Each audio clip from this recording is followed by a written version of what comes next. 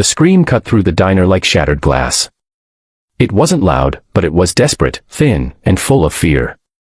A small voice trembling with belief rather than strength said the words that would change everything. "Daddy, please help her." For a single frozen moment, time seemed to stop. Plates hovered mid-air, conversations died on tongues, and one exhausted father sitting in a cracked vinyl booth felt his entire world snap into focus. He wasn't a hero, wasn't trained for violence, wasn't looking for trouble. He was just a man who had promised his daughter that as long as he breathed, she would never be alone in the dark. Before the story pulls you deeper, if you believe in kindness, second chances, and ordinary people doing extraordinary things, please take a moment to like this video, share it with someone who needs hope, and subscribe to Kindness Corner. Also, tell us in the comments where you're watching from. Your support helps stories like this reach hearts that need them. Marcus Hale had learned to survive quietly.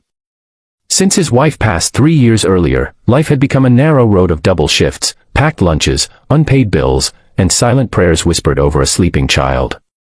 He worked nights as a warehouse loader and mornings as a school bus attendant, his body always tired and his mind always calculating how to stretch one more dollar. That evening, he had brought his 6-year-old daughter Rowan to the old roadside diner because it was the one place where she smiled without asking for anything expensive. The neon lights fascinated her, and the waitress always gave her an extra cherry on her milkshake. For Marcus, it was a rare moment to sit still and breathe.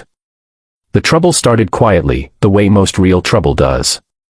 2 men at the counter had been drinking since before sunset, their laughter sharp and careless. When the young waitress dropped a tray and apologized, one of the men grabbed her wrist too tightly, words slurred but intentions clear. The other laughed, blocking her path. People looked away. Some pretended to scroll on their phones. Others told themselves it wasn't their business. Marcus noticed it all but stayed seated, his instincts wrestling with fear. He had a daughter to think about.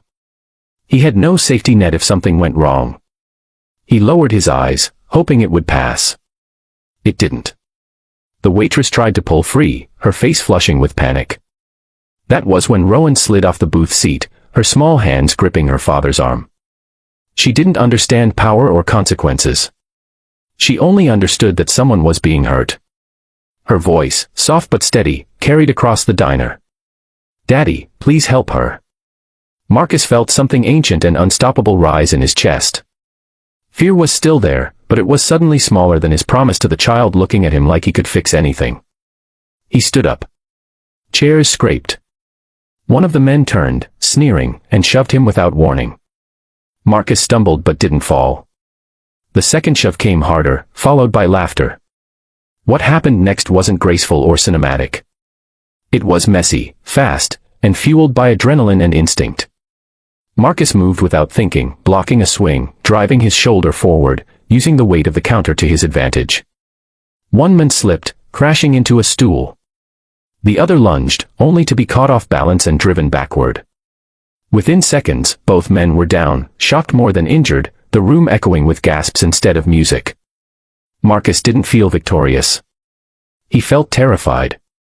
He stepped back, hands shaking, heart pounding, already imagining police lights and courtrooms and his daughter asking why he wasn't home. The manager called the authorities. The waitress cried quietly in the corner. Rowan stood frozen, eyes wide, not scared but confused. When officers arrived, witnesses spoke up, finally finding their voices.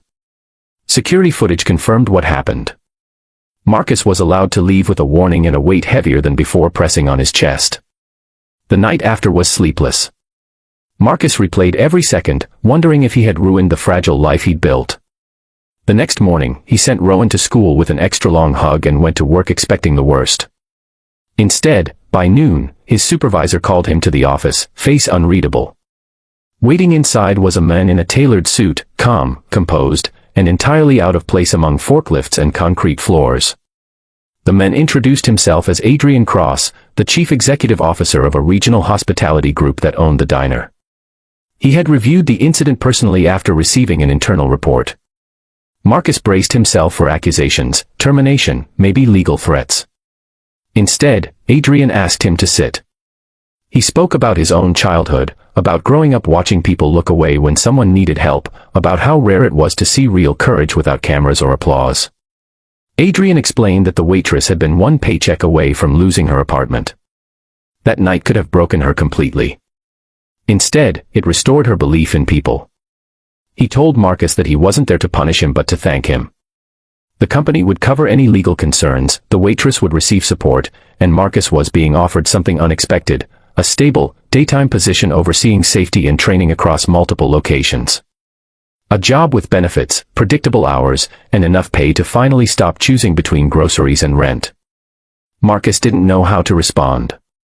He thought of Rowan, of her small voice asking him to help, of the example he wanted to set without ever realizing the cost. His eyes burned as he nodded, overwhelmed not by relief alone but by the realization that doing the right thing had not destroyed him. It had changed everything. That evening, Marcus picked Rowan up from school earlier than usual. They went back to the diner, but this time they sat by the window. The waitress smiled when she saw them, a real smile this time, no fear behind it. Rowan waved proudly.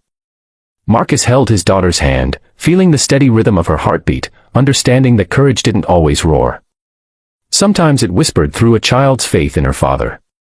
If this story touched your heart, if it reminded you that small acts of bravery can ripple further than we ever imagine, please like this video, share it with someone who needs hope, and stay connected with Kindness Corner.